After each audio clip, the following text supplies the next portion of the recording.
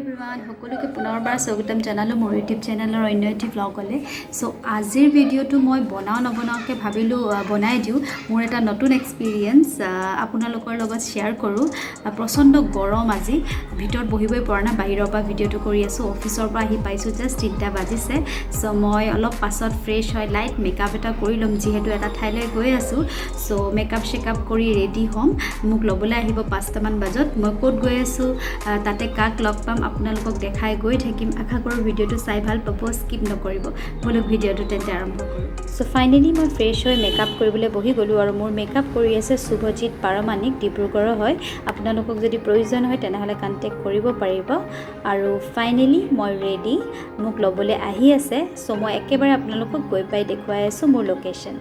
চ' finally মই পাই গ'লোঁ বকুলনি চাৰিআলি আঞ্চলিক বহাগী উৎসৱ সোণালী জয়ন্তী বৰ্ষ। আৰু ইয়াত মোক বিচাৰক হিচাপে নিমন্ত্ৰণ কৰিছে পৰম্পৰাগত সাজপাৰ প্ৰতিযোগিতাৰ। সঁচাই মোৰ কাৰণে এক নতুন অভিজ্ঞতা। আৰু মোৰ লগত থাকিব ঋতিক দা বিচাৰক হিচাপে।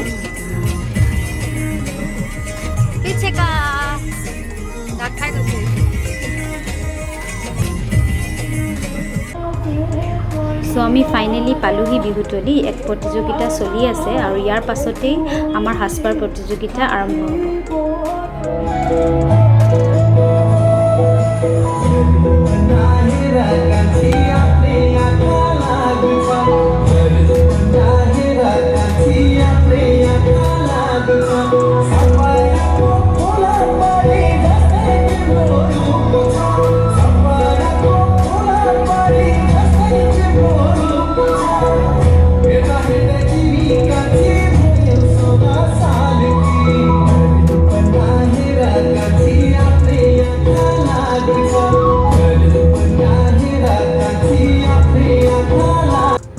সাজপাৰ প্ৰতিযোগিতাৰ বিচাৰক ৰূপে মোৰ লগত আছিল ঋতিক দা। আৰু ঋতিক দাক হয়তো বহুতে চিনি পায়েই।